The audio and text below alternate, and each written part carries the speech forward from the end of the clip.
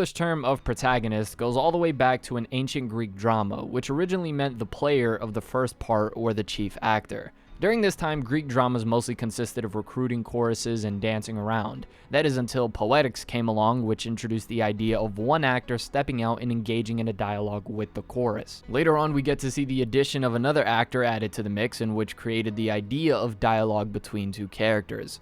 As of modern times in film and media, we now have many characters acting in their own separate roles, with the primary role being that of the protagonist. So to make it clear, in case there were any misconceptions regarding this, the protagonist is the main character of the story, despite good or evil. Now, before we do move on any further to the video, I do want to say if you are new to the channel, make sure you like, comment, subscribe, and turn on the bell notifications, as 65% of you that watch my videos aren't subscribed. It would be greatly appreciated, and it truly makes a huge difference. As well, for this final week, will the Masked Man plushie be available, so if you are interested, don't miss out, and go check out the link in the description below. Now, of course, there's no such thing as the perfect protagonist, as in reality, all of that is really up to interpretation, and every character in general has their own faults, so the term perfect doesn't really match up here, it's just used for the title's sake. But still, many times there are many misconceptions, especially in the anime manga community, oftentimes oversimplifying the progression or development of the character. And honestly speaking, this is probably one of the most annoying things possible to see. I don't know where this stigma comes from that people think that good development is people going from non-edgy to edgy, when I think most characters that are like the examples of great character development do the opposite of that, but whatever. Moving on though, it needs to be said that each protagonist isn't going to connect with every reader. You can go on and faithfully believe that your protagonist is the peak of the medium, but you would also have to understand that some people aren't just gonna get emotionally invested as you think they would. This is why we have a variety of genres filled with multitudes of protagonists that give certain readers the abilities to relate to despite popular opinion.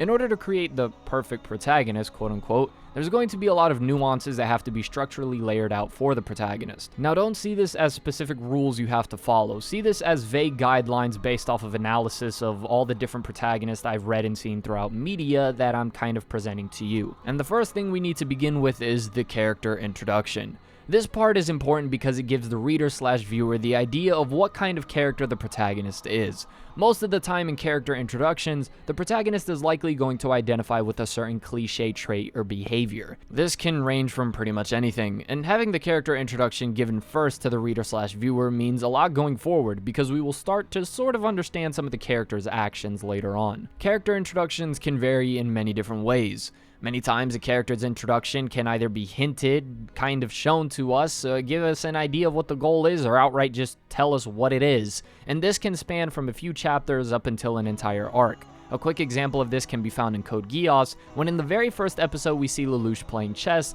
and we see him move the king piece first. Little did we know this would tie into his entire philosophy and how he would carry the plot, taking the course of action and allowing others to follow. Other quick examples can be Luffy and Naruto, who both give a pretty clear idea of what their goal is for the end of the series. The idea of the character introduction is to show the personality and the goal of the protagonist for the rest of the series to develop that more. This is pretty simple, and there's not really one way to go about this, so we could keep this segment short and concise, as I think it really transitions into the next one, which would be character attachment. Quote, I think there has to be an empathic strike between the reader and the protagonist. There has to be something said and known that can connect the reader to this person. Michael Connelly. So this segment might be a little messy, but I'll try to make it as simple as the quote did. From here on, the main goal of the character introduction, outside of introducing us to the protagonist, is to create some sort of emotional attachment.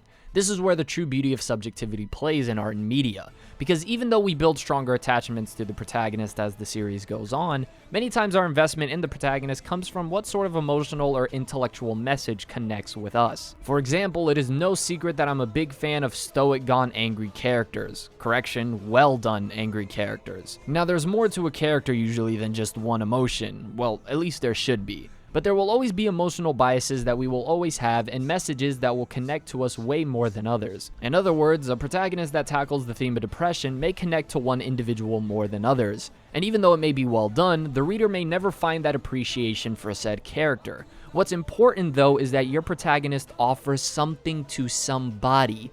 This can be later expanded upon even more through character development and character change, but what matters is that you lead up to that. The moment you introduce your character, give the protagonist a purpose. Here are 5 questions I think you might want to keep in mind while writing and or analyzing a protagonist. What does my protagonist want?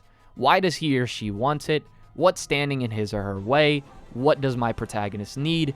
And what's at stake if he or she fails? These are just overall general questions for the outline of the protagonist, and some authors will admittedly delve under some of these points more than others, but the main thing that will build emotional attachment is the character's motivation. On the surface, what grasps the reader should be the protagonist's personality, but what is truly important, what will truly keep the reader interested in said character, is the character's motivation, and it's a lot deeper than I think some people are willing to think. Some things to take into consideration when once again writing or analyzing the protagonist are these different types of motivations.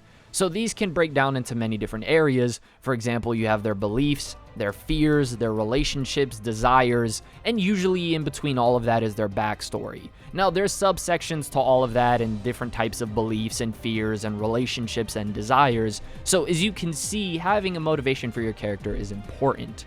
Now, at least every character should have a motivation on top of their personality that will give them the deeper attachment that is needed for the audience. And so once we get a little bit into this character attachment after the introduction, this attachment is built on furthermore through the character development. Quote, "Character is not created in isolation or repose. It is forged through interaction with others and the world." David Corbett.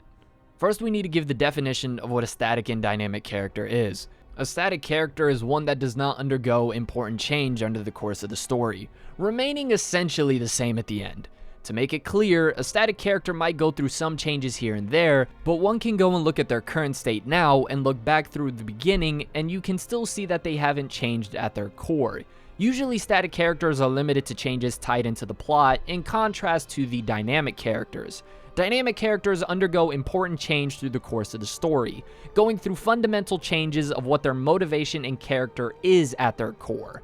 However, what makes this tricky is progression and development are many times intertwined, especially in the external sense. Shonen manga, for example, are probably best known for these external developments, which the characters go through at first glance with their power-ups and new forms. That's not to say that shonen characters can't go through internal developments. However, the big ones that stand out do tend to be the external ones. Again, the Super Saiyan, Sage Naruto, all of the different forms Ichigo has, and etc, etc, etc. And just to be extra clear, all because a character goes through some massive external developments doesn't mean they can't go through equally big internal developments. However, some good examples of these dynamic characters would be Guts from Berserk and Thorfinn from Vinland Saga, who are definitely going to be in the thumbnail and are probably the best examples in the medium of anime and manga when it comes to the internal character development and a dynamic protagonist. Now, once again, I'm really speaking in these broad terms, and I'm not always bringing up these specific examples because I don't want you to be tempted into thinking these are the only characters that did it right. I want you to think of your favorite protagonist or some of the protagonists that you consider to be the best and see how they kind of fit within these categories. But going back to it, internal developments would go along the lines of changes in goals, the driving force of their quests, and many times questioning the possibility of failure. Once again, being completely different characters now compared to who they were at the beginning, versus a more static character which will go through some external changes here and there and will definitely mature, but at their core will pretty much stay the same as they were at the beginning. These are characters that are more about changing the world around them than letting the world and their events change who they are. Any sort of development or change in a character can be shown symbolically or literally through imagery or told through dialogue between characters. Either ways, whether static or dynamic, and this is the important part, is that whatever type of change the character goes through, whether small or large, it is made clear towards the audience. Quote, "Be clear on every character's agenda in the scene, and the agendas in the conflict. Before you write, take a moment just to jot down what each character in the scene wants, even if, as Kurt Von Gogh once said, it is only a glass of water." So I touched on this concept a little more over a year ago now on my video on how to write the perfect antagonist.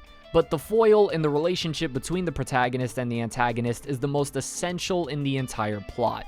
In that video, I discussed how the antagonist more often than not serves as the dominant force that pushes the plot. The job of the protagonist is to take action and push the plot further by taking the antagonist to his or her limit, just as previously the antagonist did for the protagonist. In other words, it's one big game of pushing and pulling which leads towards the climax. And it is at the climax where the main character and the main enemy will fight to defend their ideology and protect their motivations while destroying the others. Again, this is a concept I talked more about in my How to Write the Perfect Antagonist video, so if you are interested in that, link will be in the description below. However, this does not simply have to confine to the idea of good or evil. Some of my favorite stories have a protagonist and antagonist that each offer a good perspective on their own ideology and are both each extremely flawed, therefore making their conflict much more nuanced and interesting. However, that is not to say that your typical good versus evil conflict cannot be just as good. In the end, this is all a little bit of literature theory and concepts, if you will, so what matters is good execution. But how do I kind of encompass all of this? What is the goal of writing the protagonist? What is the purpose of the protagonist? In the end, the ultimate purpose of the characters in your story is to give the themes and messages in your story life. Therefore, the ultimate purpose of the protagonist is to serve as the primary character who will allow those themes to be made visible. Therefore, whatever goal you give to your protagonist should be with the intention that you explore those themes throughout their journey. The purpose of the antagonist and the difficulties they go through is to slow down the protagonist from reaching said goal, therefore making the story interesting in the first place. Luffy's goal in One Piece is to become the Pirate King and find the One Piece, if we were to condense it, right? The difficulties that Luffy goes through makes the journey much more credible and memorable. Some characters have a much more nuanced goal like Guts, essentially still trying to find out what his goal is and what the purpose of life is, just like many of us. And I don't think I need to get into what kind of opposition he faced, I've talked about that plenty. So in the end, the protagonist should capture the reader and serve as the clear example of what the story is about, pushing a memorable plot and providing a character that will stay in the heart of the audience forever. I really hope you enjoyed this video, and let me know if there's any sort of other type of concepts when it comes to writing you would like me to tackle. I'm not a professional writer, I'm just a 19-year-old kid that really likes manga. Nonetheless, if you are new here, make sure you like, comment, subscribe, and once again, turn on the bell notifications. That way you're notified whenever a new video does come out on some of your favorite anime, manga, whatever content. As always, this has been The Masked Man. Hope everyone has a blessed rest of the day, and peace.